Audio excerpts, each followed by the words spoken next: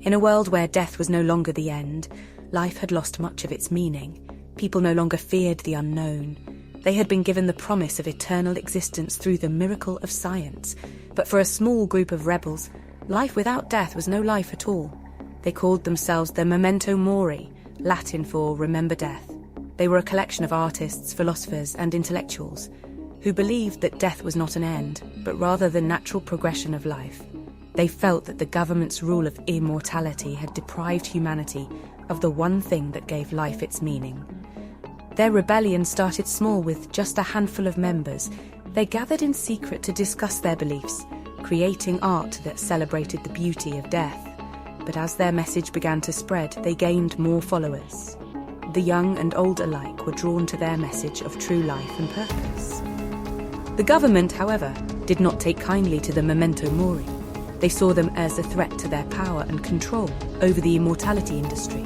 The government controlled everything from the hospitals to the cemeteries. They had the ability to choose who lived and who died, and anyone who went against them was seen as a dangerous outlier. The Memento Mori knew they were in danger, but they refused to back down. They saw their rebellion as a noble cause, one worth fighting for, even if it meant their own deaths.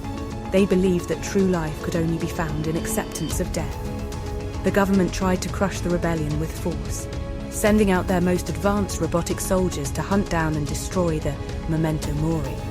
But the rebels were smarter than they gave them credit for. They began to infiltrate the government's immortality industry, working from the inside to bring them down. They spread propaganda against the government, showing the effects it had on the quality of life. They started to gain traction and slowly began chipping away at the government's power. As their success grew, the Memento Mori were faced with a daunting decision. They had started their rebellion with the belief that death was the true endgame. But as their cause grew, they saw the potential of bringing down the government, and they knew that they would have to accept immortality to achieve it. The decision split the group, as some saw the acceptance of immortality as a betrayal to their beliefs. But the leaders of the group knew that they had to make the difficult choice for the greater good.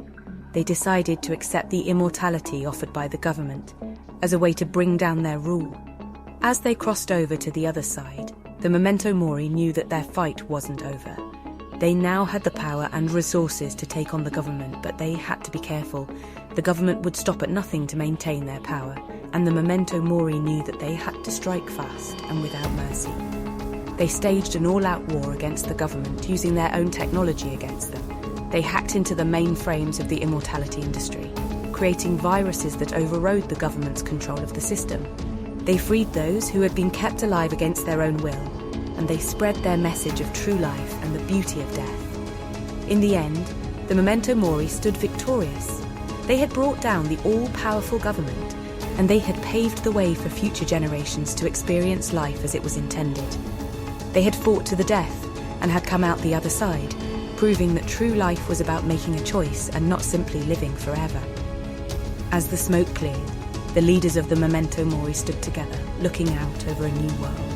They knew that the fight was never truly over, but they were ready for whatever came next.